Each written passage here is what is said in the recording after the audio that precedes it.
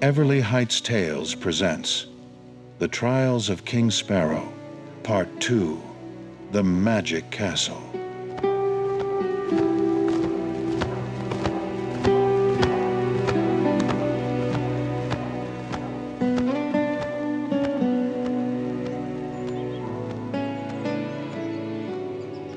After facing a series of trials and all manner of wild beast, I was back in the air, on the hunt for my queen, my flock, and the wicked bastard Captain Sparrow. Once my trusted advisor, Captain Sparrow, stabbed me in the back. I swore that when I found him, I would look him in the eye as I pierced his flesh. After 2 hours of flying, I expected the snow to stop, or at least slow, but it was coming down harder. The flakes were chunky, like little white mosquitoes flitting around me. Something hit me in the back. Sharp talons scraped across my feathers. A screech from behind. 2 eagles in pursuit, their dark eyes locked onto me. I'll forgive that once. Forgive us? You're the one who's invaded our home. This is the sky. No one bird owns it. True in spring, The other eagle said. It's winter now. every bird for himself. We've claimed this sky as ours. Are you dumb? The eagles flew around me, staying far enough apart that I couldn't see them both at the same time. Where is your host? Are you alone? The questions dripped with suspicion. Why ask them if not to confirm I was fair game? Straight ahead. I'll catch up to them soon, or else they'll come back for me. I lied. Keep your claim to the sky. I'm only passing through. You're just like all the other birds who've passed through here. Other birds? Sparrows like me? If they'd hurt one feather on Queen Sparrow's head, I intended to tear them apart with my own beak, or die in the process. Perhaps. What does it matter? Your flock is ahead, or so you say. You look succulent. Sparrow meat so clean and stringy. I barely had any from the last one. Did you hear her screams? I had to swallow her whole to shut her up. You didn't even pull out her insides and show her. That's the funniest part.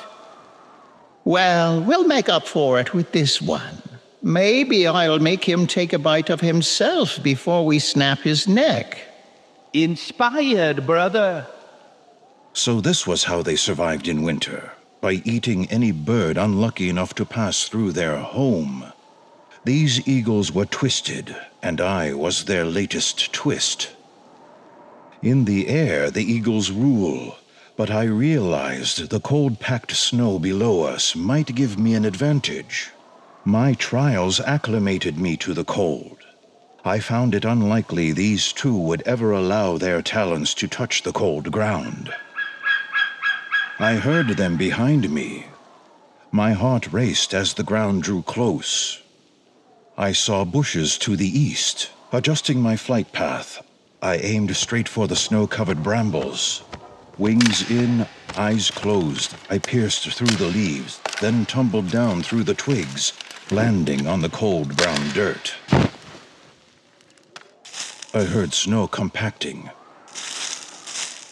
Ever closer, my breath quickening as I burrowed further into the bush.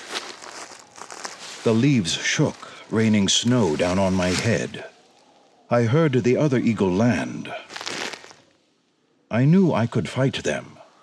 Avoiding the fight can be the smarter option. For predators like the eagles, the fight is the fun. If I pretended to be dead, they had no fight, hence no fun. I laid in the snow, twisting my good wing back in order to make it appear injured. Then I pushed my face into the snow so a random facial tick wouldn't give me away. Oh, well, guess that's it for him. What now?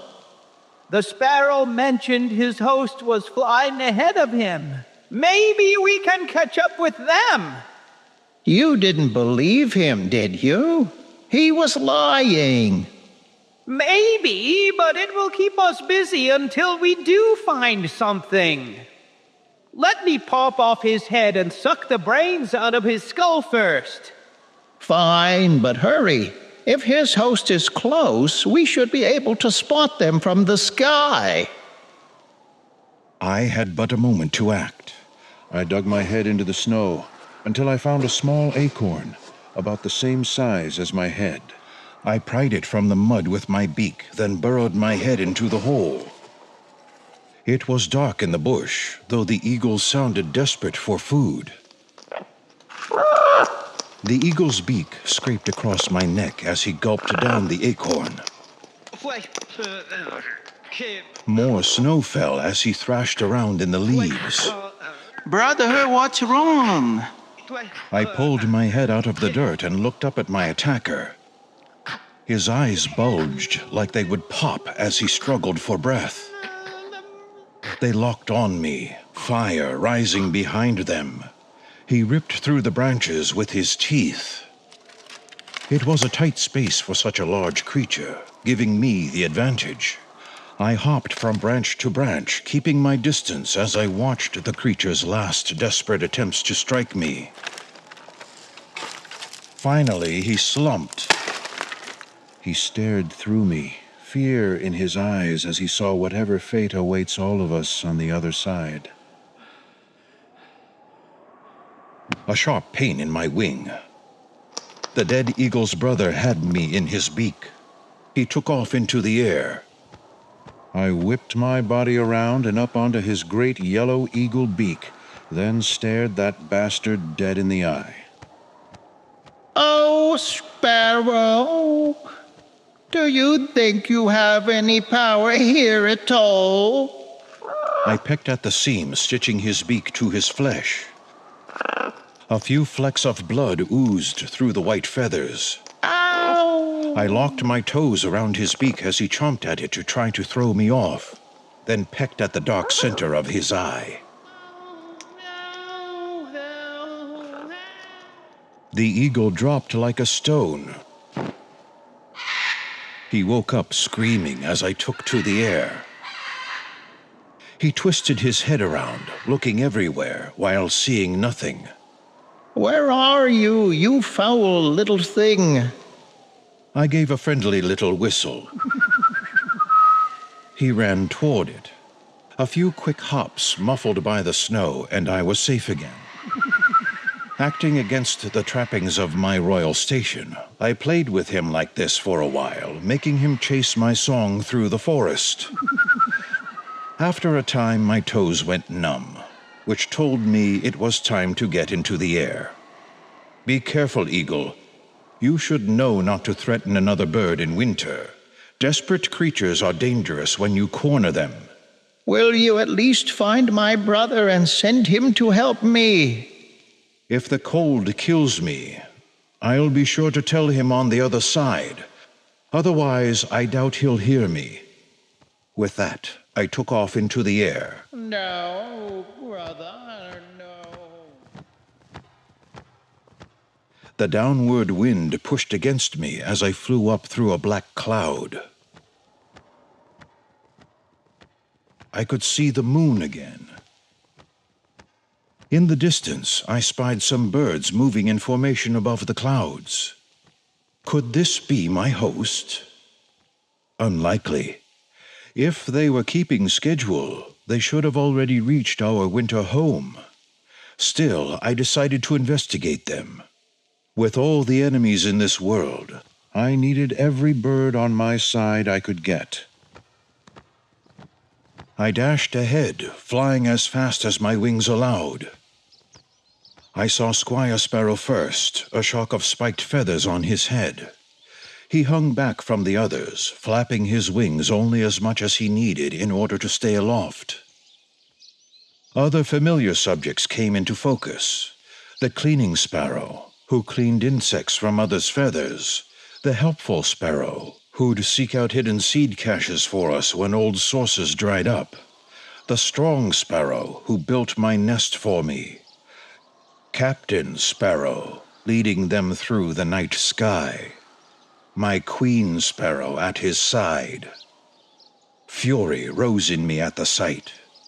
The captain turned and smiled at Queen Sparrow as they disappeared through the dark cloud. I took off after them. Killing gets easier the more you do it. As a king, I've killed many things. I've dive-bombed butterflies for sport. I've fluttered my wings in a fox's face to force him off a cliff.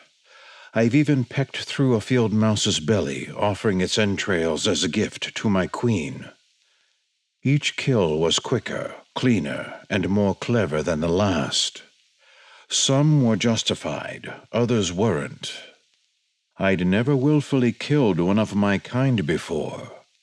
But as I stalked the bastard Captain Sparrow, I knew that now, today, was the day to righteously cross that line with my head held high to save my queen, my host, and my kingdom.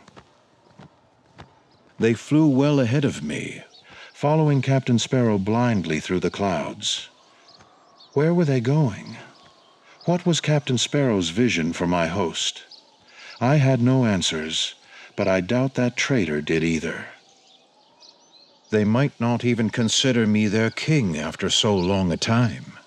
How would they react when I ripped open their new king's throat?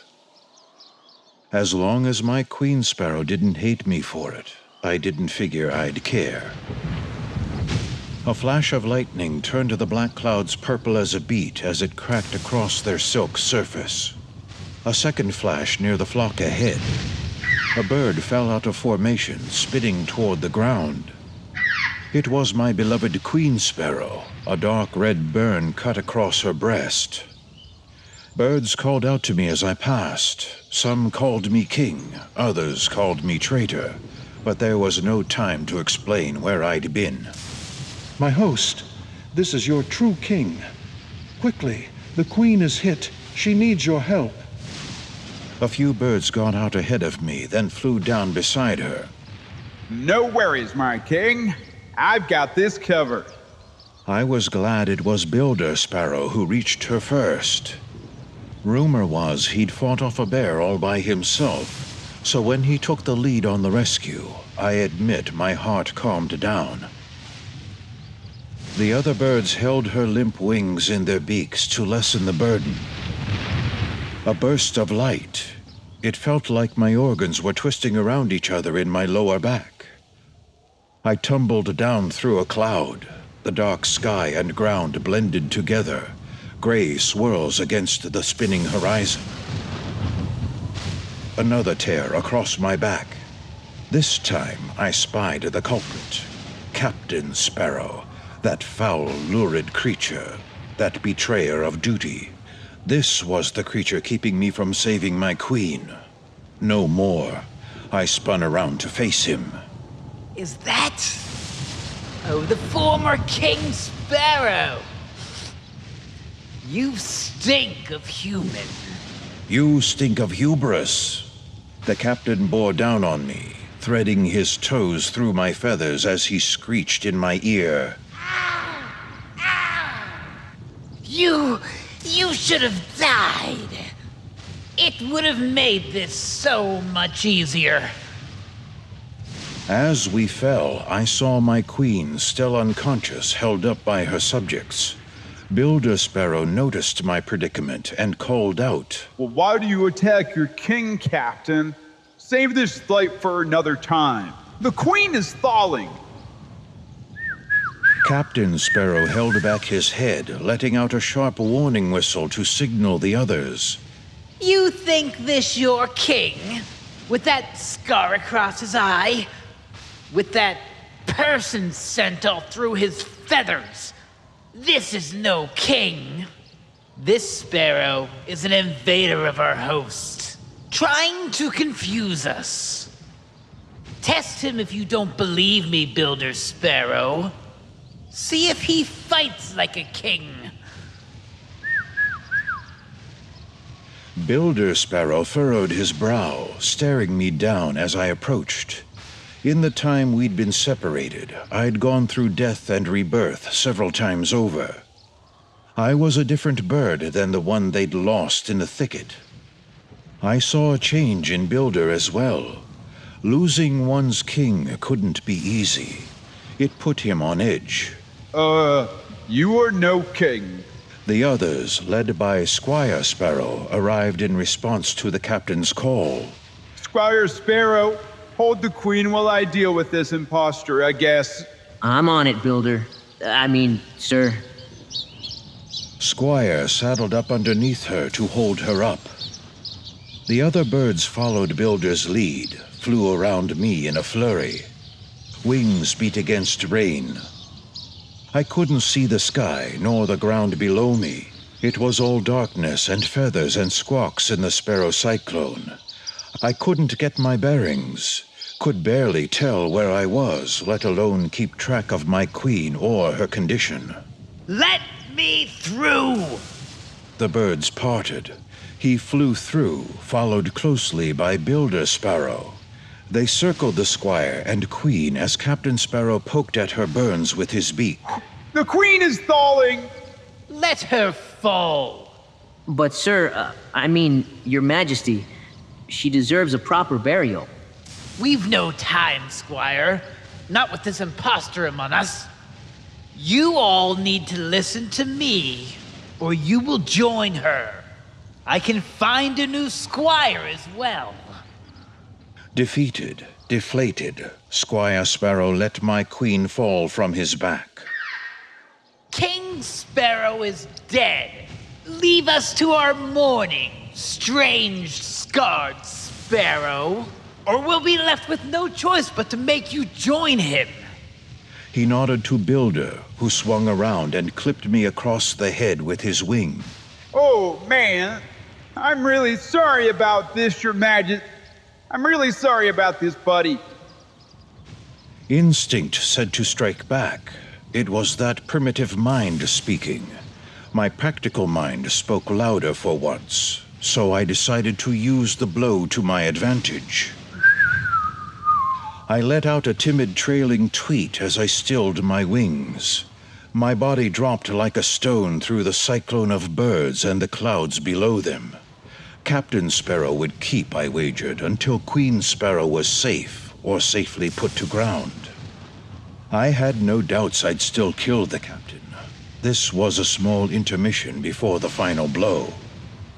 It's amazing how fast one can fall if he doesn't care about staying in the air. It's astounding how quick the ground approaches when you let it.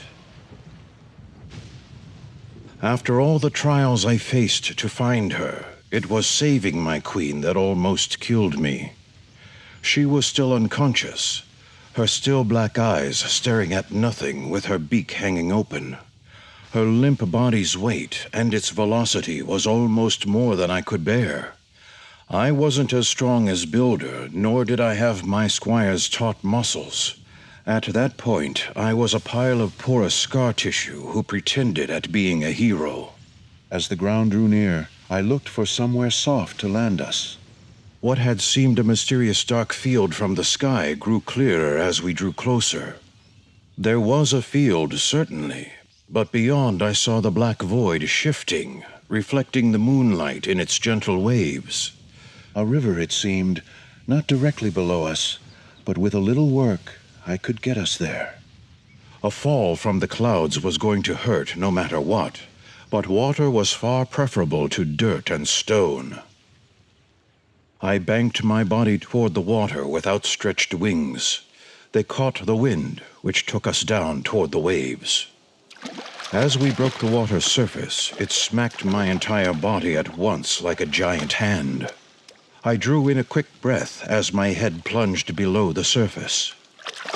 I curled my toes around Queen Sparrow's feathers, holding tight as we sank down through the murky depths. I don't know how long we stayed under, nor how we made it to shore. All I remember is waking up on the sand, my Queen Sparrow by my side, with sunlight burning my eyes. She looked beautiful, curled up and sleeping on the sand.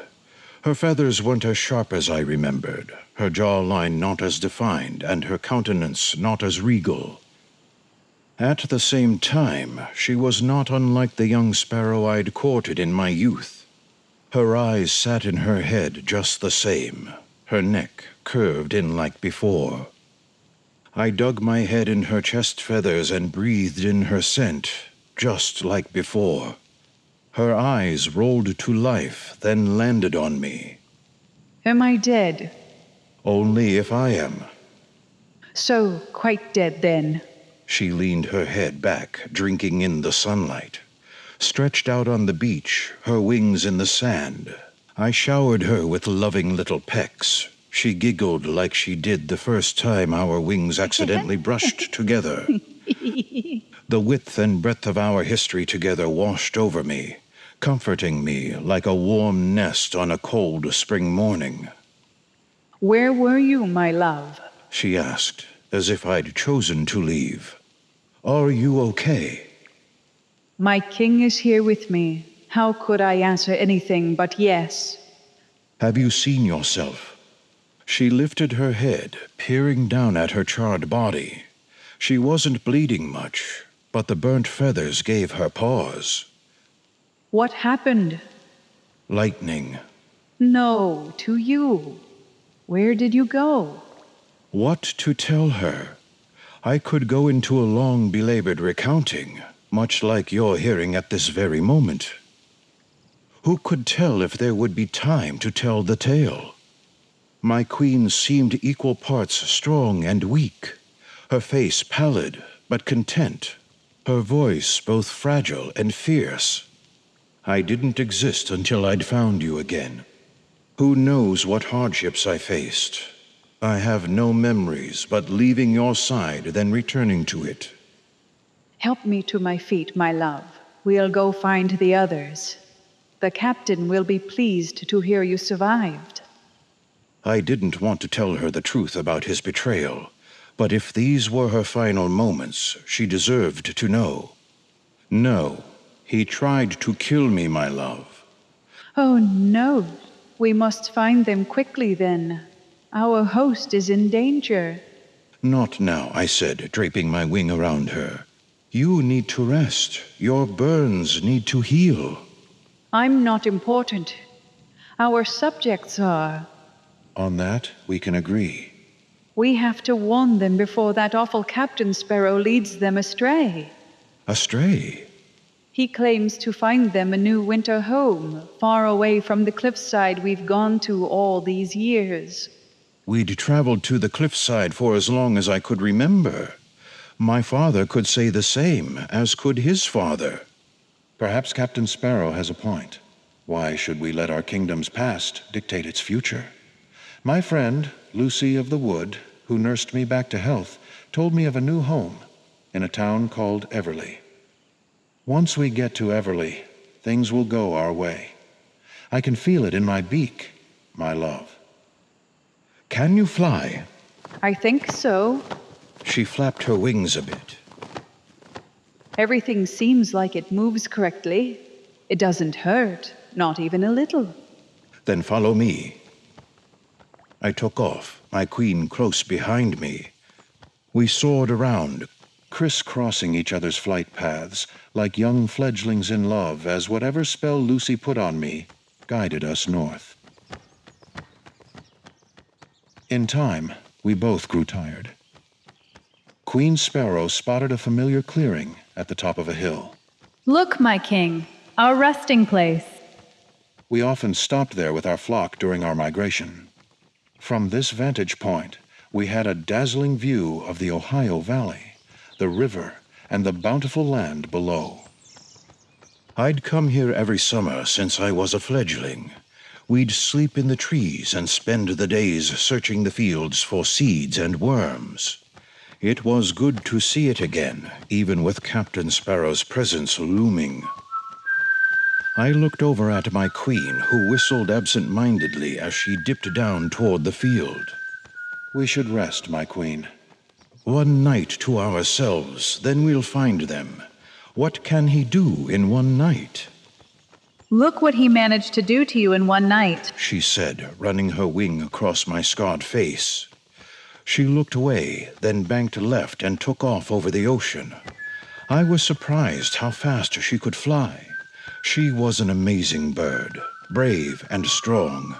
There were many reasons I'd made her my queen. Why fly off? You trusted the captain, yet he betrayed you. What sort of king gives such a bird one more night alive to do evil? A king who cares about his subjects wouldn't rest one moment until they were safe. She was right.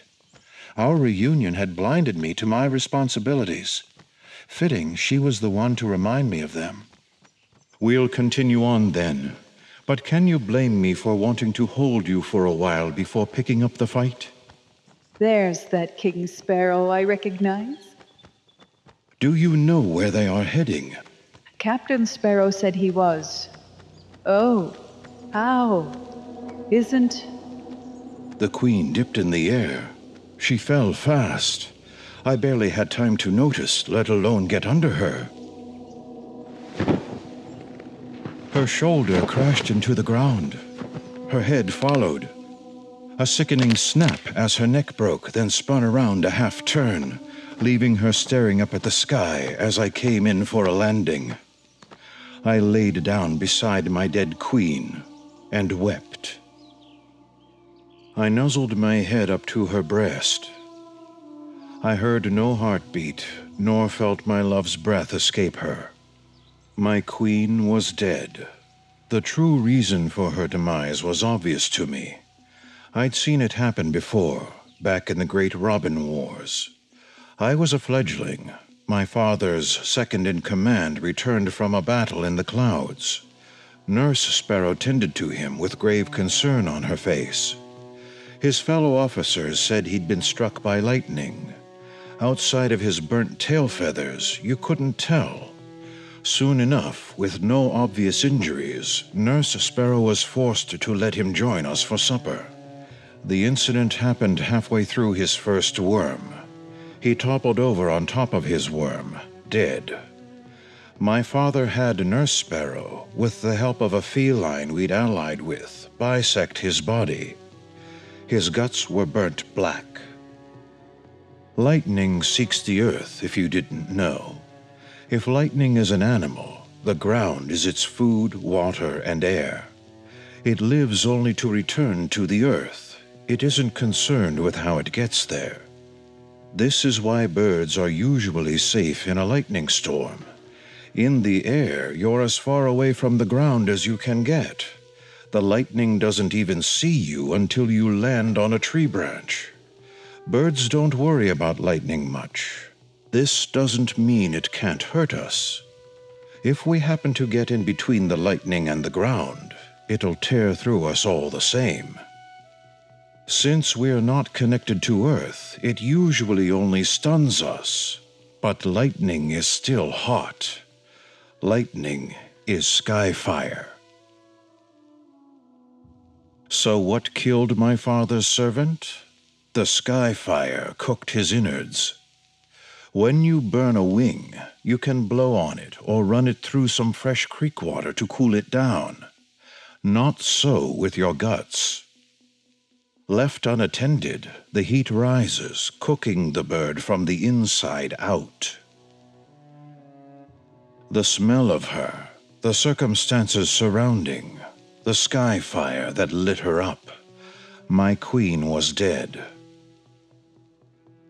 I kissed my queen's sullen cheek, then sat back and looked at her. What about the trials I'd come through to get here? The injuries and enemies and fights and friends standing in my way. What did they mean now? If I'd known it would end here with my queen dead before me, I would have let those beasts eat me back in the field. If they'd been there on the cliff with me, I would have laid back and offered them my belly. They weren't here, though. Nobody was, except me. I stared into her black eyes, remembering the first night I'd noticed them, staring back at me. I'd been resting in the royal nest, watching her mother teach her how to fly. She'd managed to fly, but not where she'd intended to. Instead of soaring into the sky, she careened through the trees before crashing into the branch below me. I hopped down, snatching her ankle with my beak right before she fell. Once she steadied herself, she turned to face me. When she realized who I was, the young Prince Sparrow, she looked terrified, as if I'd only saved her to punish her. Kind words calmed her down. She stayed, and we spent the evening watching the clouds roll across the moon. When a cold wind would blow, she'd nuzzle under my wing. I'd look at her, she'd look at me. You can guess the rest. I was truly alone now. Oh, my love, why did Lucy have to find me in the snow? I thought she'd saved me from some terrible fate. If I'd known she'd only preserved me for a worse one, I would have pecked out her eyes. She should have left me in the snow. Somebody had to accept the blame for this. Were all my trials worth the brief moment we spent together before she died? Undoubtedly. There was no saving her, no changing the events as they'd happened. I was a king, powerful, privileged, respected, but not even kings can command time. I knew no decree that would bring back the dead. If one exists, no wise man would use it. I cried. I cried deep and hard and long, with tears drawn up from the dark, tangled tunnels in my guts, which tightened every time I drew in another gasping breath.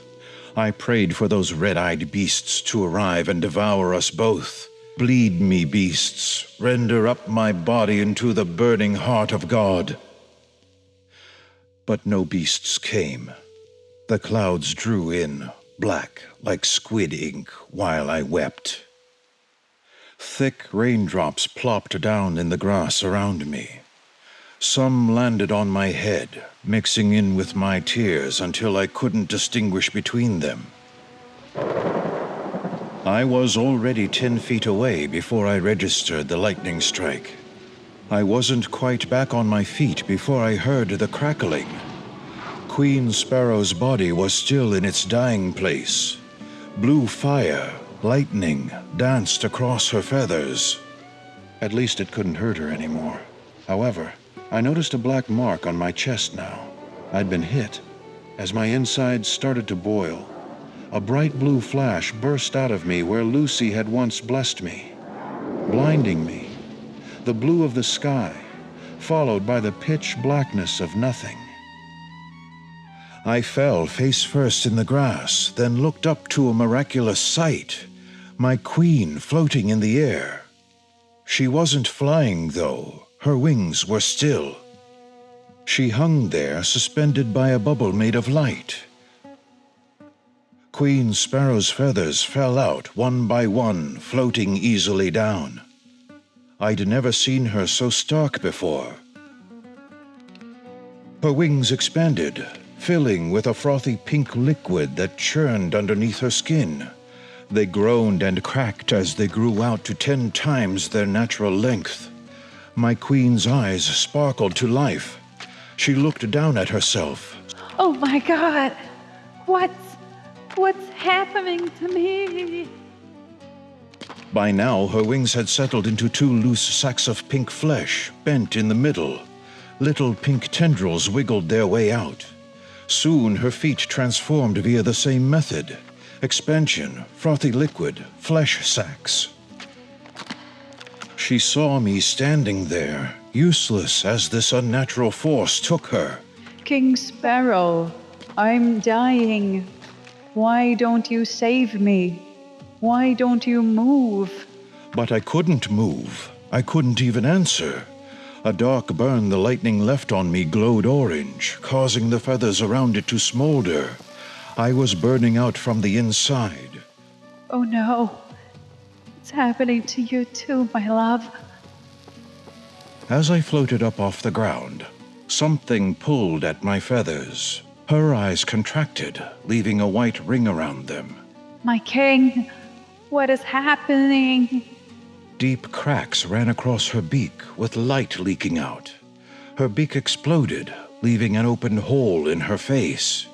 It started closing itself as little white pebbles grew along the top and bottom. My feathers are gone. My beak. Flesh. My wings. My wings changed via the same method as hers. Expansion, frothy liquid, flesh sacs. It felt like 1,000 fingers tickling them. I couldn't take it. Screaming isn't kingly or dignified, but I did plenty that day. When the little pink things poked out, I wiggled them a bit, then bent them in half a few times. On the third bend, 4 of them grew a second joint. I could bend them in 2 places now. How curious. Why, they were almost like a... Oh my goodness. Her eyes bulged out, each as big as the sparrow's skull Lucy kept. Her flesh popped out in odd places, as if a bundle of sticks were fighting its way out. Her head expanded, its sallow flesh turning pink. The few feathers left in her head smoothed out, then grew together into dark strands that fell down her neck. By then, my beak had crumbled as well. I felt my brains pushing against the bones in my skull. Every piece of my flesh screamed with fire for what seemed like days. The things I felt happening in my body were impossible. How could a bird change so totally without dying? I had to either accept it or shut down in disbelief. I chose to shut down.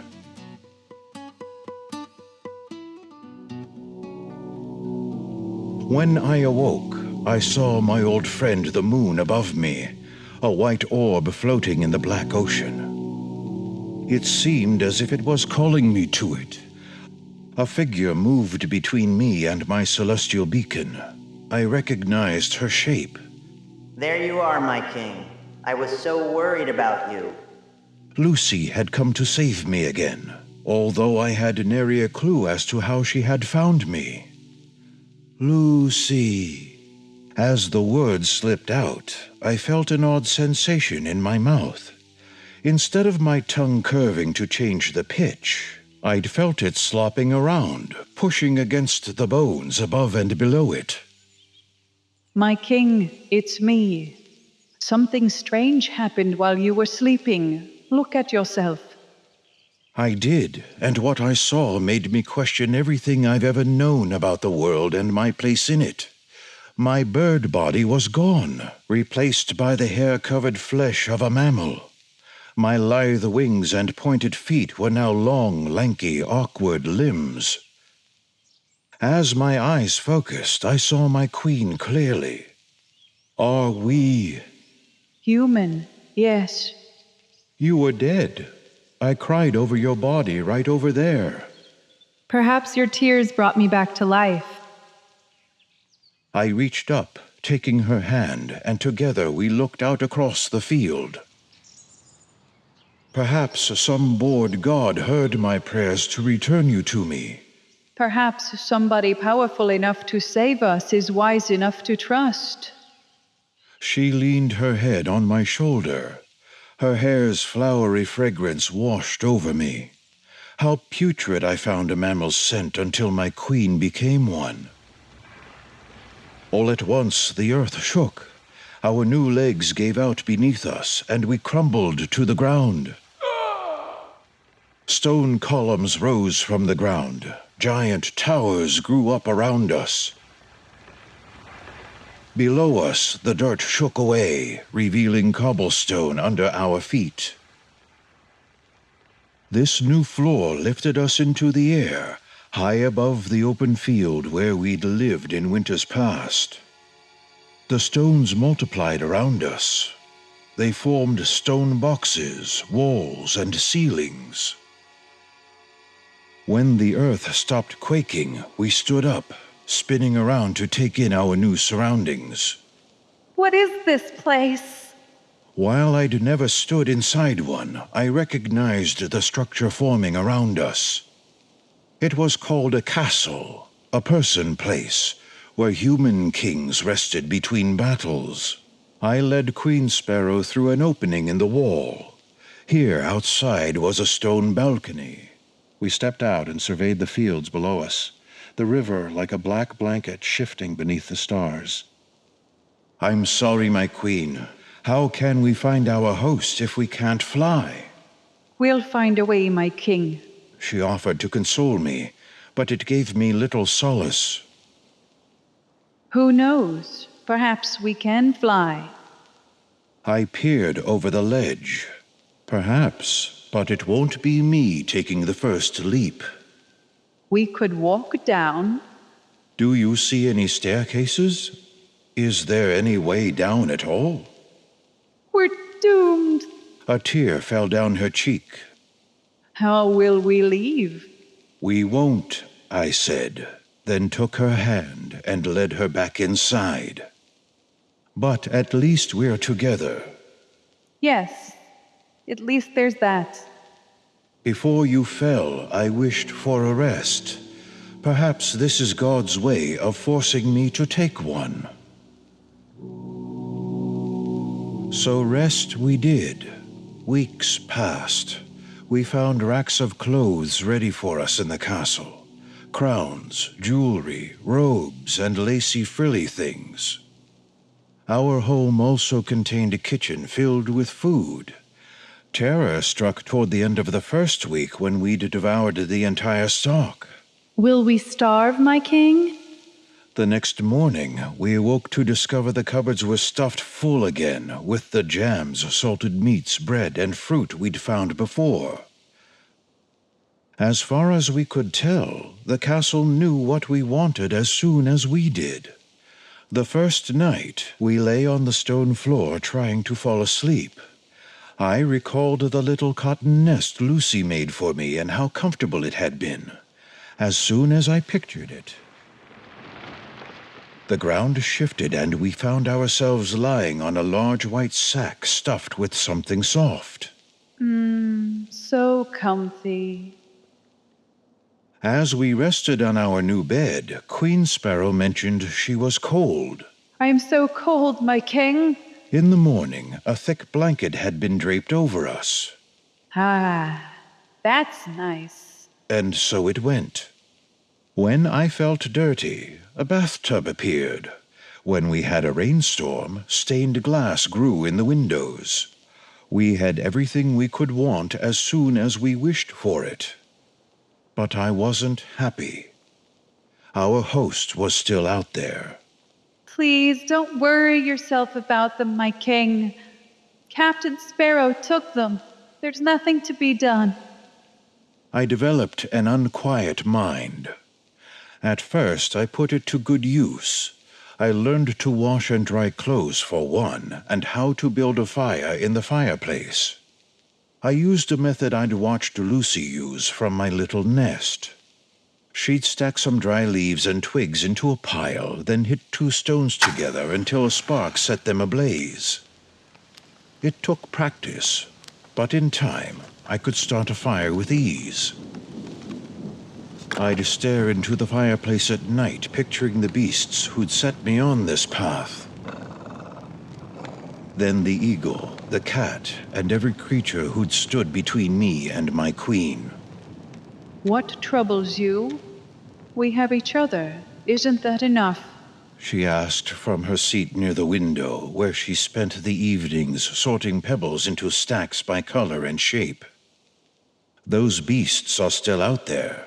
Captain Sparrow's pitiful friends, I said, sipping the strange purple refreshment I'd poured from a bottle in the kitchen. It tasted bitter, but made my bitter thoughts a bit sweeter. What they did to me.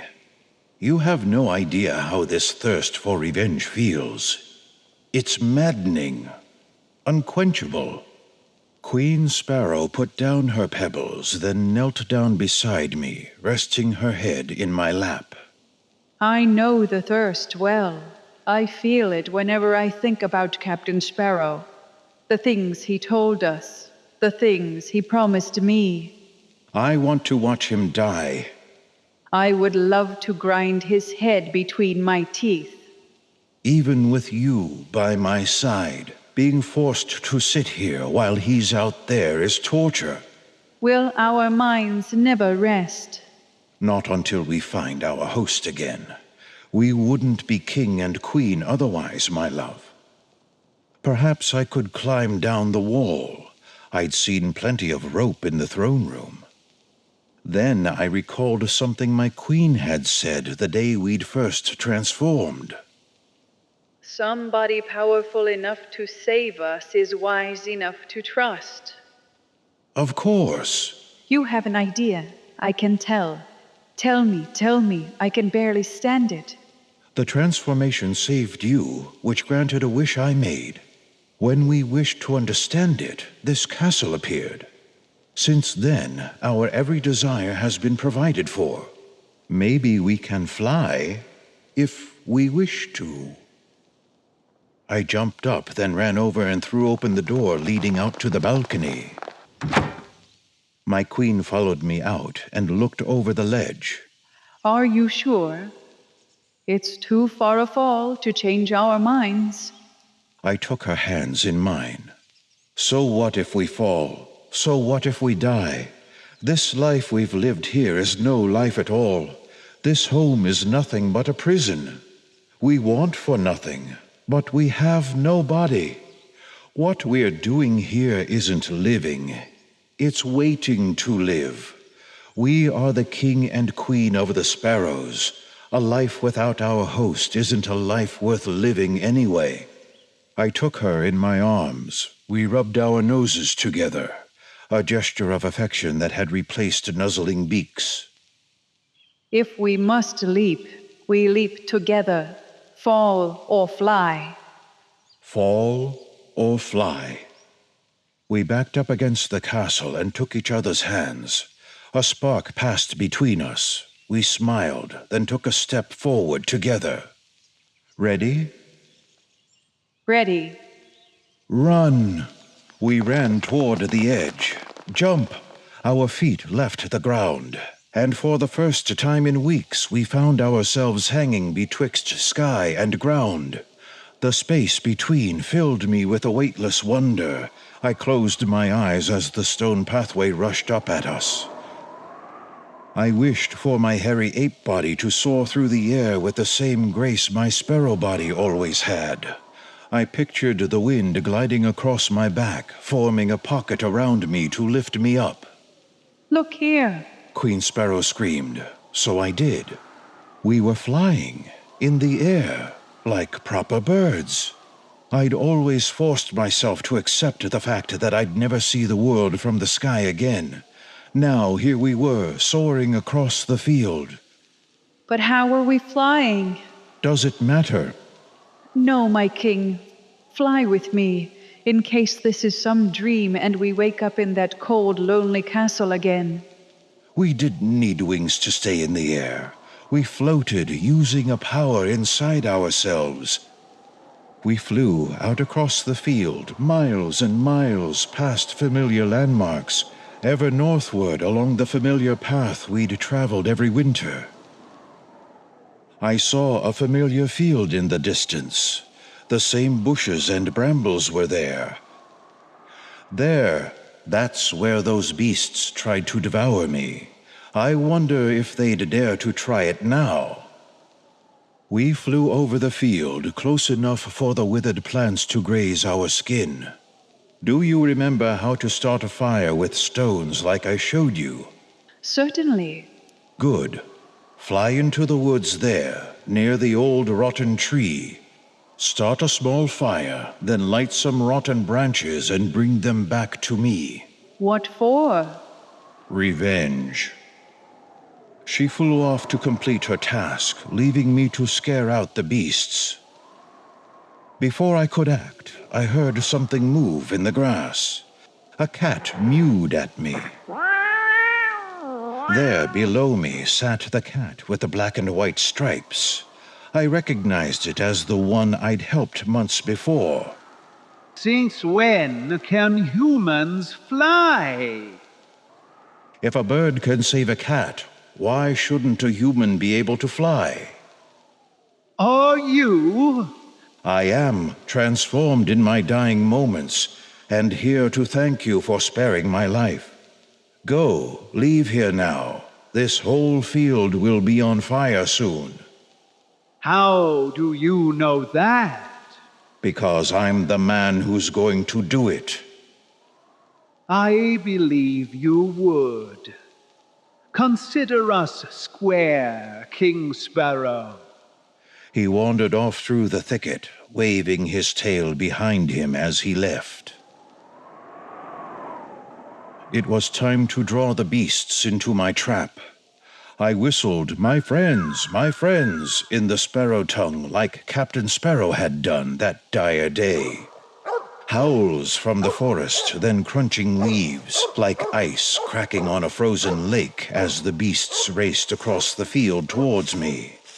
I hovered in the air above them, arms folded across my chest. 6 beasts in total. When they saw me, they stopped, stone still. The head dog, one eye missing, bared his teeth at me. What do you want, human? To kill cruel beasts with my bare hands. When were we cruel? We can be, mind. When you swatted a sparrow from the air, then hunted him down. The Sparrow King? What concern is he of yours? I'm him. Queen Sparrow arrived, handing me a torch. The beasts recoiled from the flames, circling around each other as they watched us. I pulled my queen close, then kissed her. As I withdrew, I whispered fleeting instructions in her ear. She took off, flying low across the field, letting the torch lick the dry brush like fingers dangling on the water's surface. I threw my torch at the beasts. The leaves around it burned up in a second, then the fire spread out through the brush. We met in the air, watching the field below us burn as the beasts cried out in pain. The black smoke swirled around us. The orange fire licked at our toes. Queen Sparrow took my arms and wrapped them around her belly, and we watched the field burn up. The beasts stopped howling. The deed was done. Here is your vengeance, my king. Here is your justice. 'Tis only half done, my queen.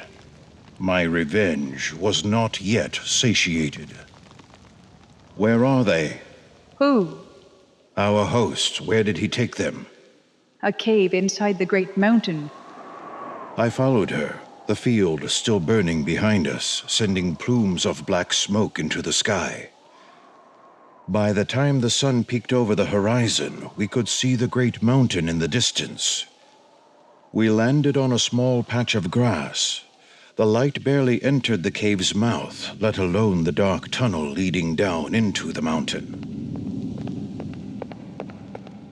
If we're quiet, we might catch them by surprise. I knelt down and built a small fire, lighting 2 old branches I found. Our torches in hand, we walked through the cave, taking careful steps forward as we left the sun behind us. As my foot came down, I heard a sharp crunch and felt something under my heel. I knelt down, picking up a pile of what felt like small brittle sticks. As I brought them closer to my eyes, I could make out their white color shining in the dark. Bird bones, picked clean, then piled on the cave floor. He's killing them, eating them. Which bird was this? Was it Squire Sparrow killed before he could grow into a captain? Was it Builder Sparrow who'd believed Captain Sparrow's lies? What horrors did this bird see in its final moments, and how many others suffered a similar fate? If I had any doubts in my mind about taking the captain's life, they were gone after that discovery. There's some over here. 3 more piles all in a row. I collected them, tucking them into my shirt pocket so we could give them a proper burial. We continued around the bend in the cave, steadying ourselves with the damp moss-covered walls. Stay close, I fear we'll get lost. Who knows how many tunnels are in this cave or where they lead? We'll be lucky to find our way out. As long as we're together, we can make our own luck. By and by, we spied a dim light ahead. The opening led to a cavern with sunlight shining in. I took my queen's hand. Who knows what I'll do to him if he's inside? I fear you'll hate me if you see my full fury. The same fury fuels me. He took you away from me. You might treat him kinder than I would. Doubtful. Be quiet as we approach. We came to the opening. The cavern was filled with trees and plants. It rose as high as the great mountain itself. A solitary hole, as big as an apple, was cut in the top. Every plant bent toward the sunlight in the center. The sound of fluttering wings from the tallest trees. Then Captain Sparrow's whistling voice. Squire Sparrow, for the crime of sedition against your king, I sentence you to a slow and painful death. I nodded to my queen, then we took off, following the sound to a large nest on a high branch where a small tribunal of birds surrounded Squire Sparrow. Captain Sparrow stood next to the squire, his eyes dark and sunk back in his head.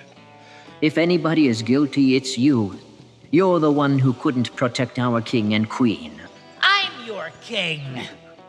Builder, take him to the caves, break his legs, and leave him for the wolves. Builder Sparrow flew down from a higher branch, nudging Squire Sparrow forward with his beak. I won't go. I won't. Why would you help him? A good question. Answer him, Builder. I whistled as I soared over the nest and snatched Captain Sparrow off his feet. Hey, watch it. Queen Sparrow grabbed Builder. We landed on a thick branch with the criminals held tight in our hands. Do you know who I am? I asked Captain Sparrow, who recoiled at the sound of our sparrow tongue coming from human lips. I held his face close to mine. I saw the recognition hit him. No, that's impossible. Sparrows, take down this filthy human. He shouted as he wriggled around in my fist. You are less than a worm. I squeezed tighter. Less than a seed, Captain Sparrow, for murdering the others, for abandoning your queen, for corrupting your host. I sentence you to a slow and painful death. Queen Sparrow blew hot breath in Builder Sparrow's face, making him turn his head away from her. So why did you help him? You recognize me, don't you? Answer your queen. He was the new king. It's our duty to obey him. Even when he asked you to kill your friends? He took my fledgling, your majesty. He left me no choice. There is always a choice, little bird, she said, petting his head with her index finger. Even if the right choice hurts you, it's still the choice you should make. You made a bad choice, Builder. Our host is bleeding out because of it. How could any of us ever trust you after what you've done? Builder Sparrow, for the crime of treason against your king, I sentence you to a slow and painful death. Squire Sparrow landed on my shoulder, then leaned in, whistling into my ear. Please spare him, sir. He's always been loyal to you. Until he thought I was dead. The Queen is right. Nobody here can trust him. He's acted against the host. Stand down, Squire. Let your king do his work. Sure thing, boss. I'll be over here if you need me. The young sparrow flew back to the nest. I turned my attention to the captain. Anything to say for yourself? The little bastard nipped my finger, drawing a few drops of blood that soaked into his feathers. I grabbed his head with my free hand. Farewell, my captain. I hope you find no peace in death. One quick twist. Oh, come on now. You would never. His head hung limp on his broken neck. The captain rested. I nodded to the Queen, and Builder Sparrow rested with him. The other birds took to the air, flying around us as they welcomed us home with their happy song. We threw the dead bodies down to the ground, then took each other's hands and waved to our celebrating subjects.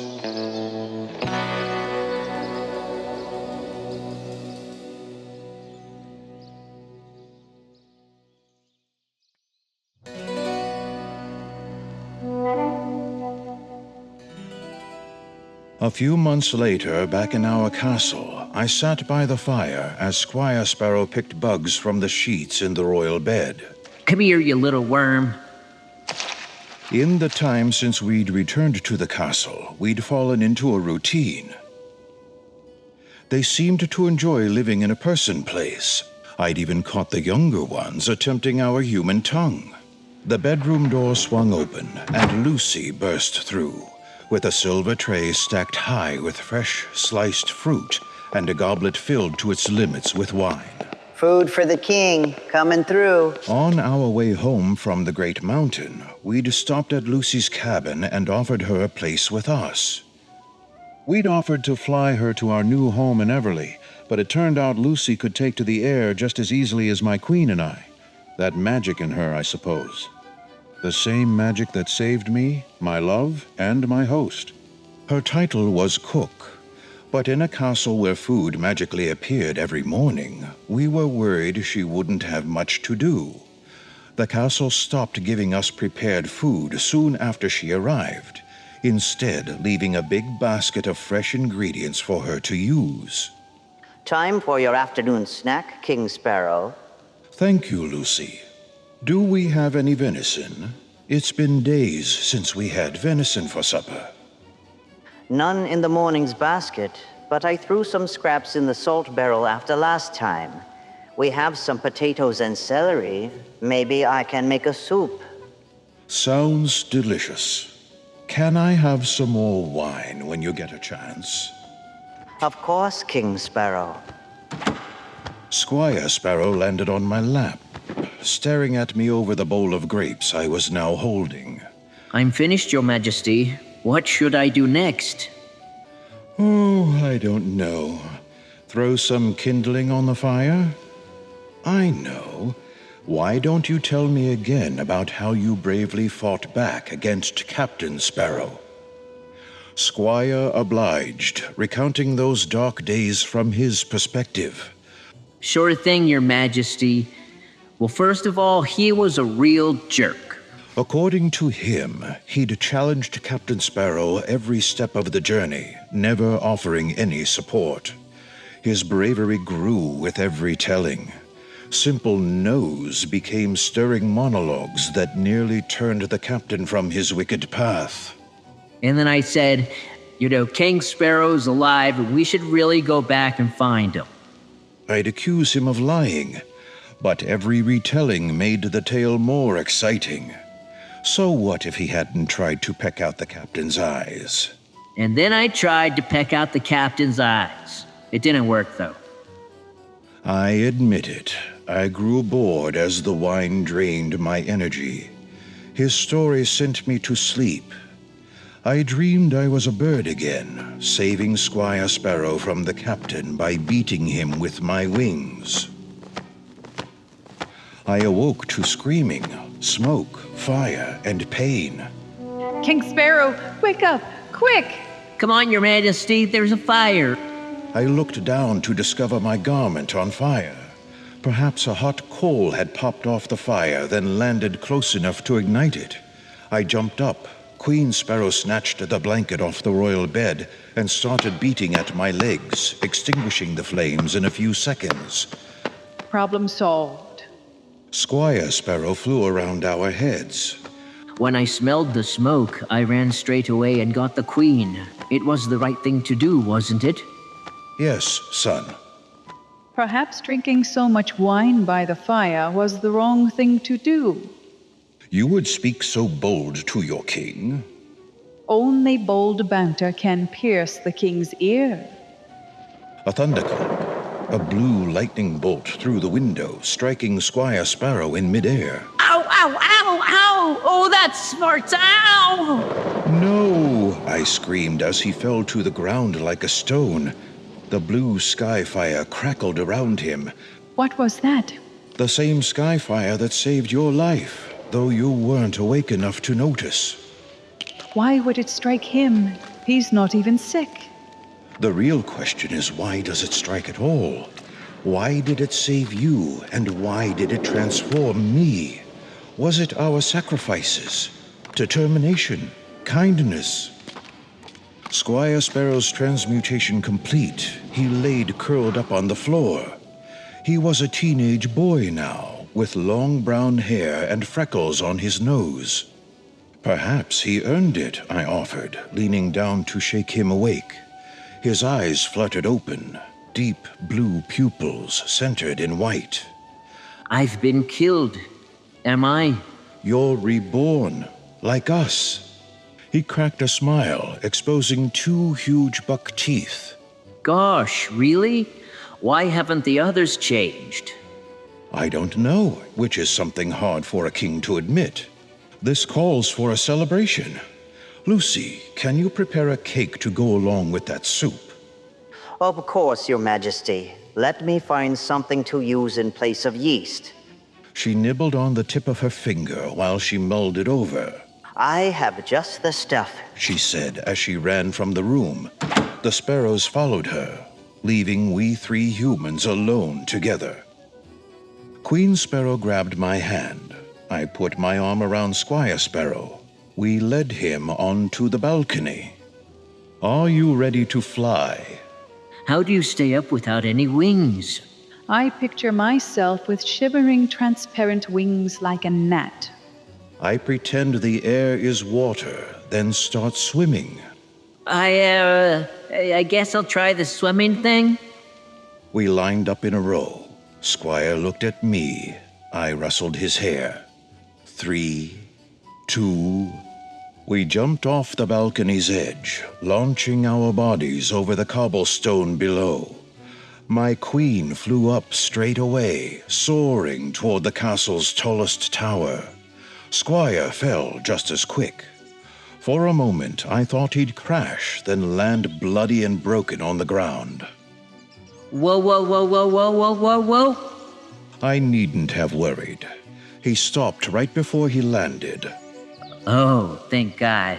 Then shot up to join us. Look at me, I can fly, with no wings. We flew around the castle spires, up and down, left and right, spiraling around each other as we soared across the purple skies, the sun sinking down into the ocean until the water swallowed it whole.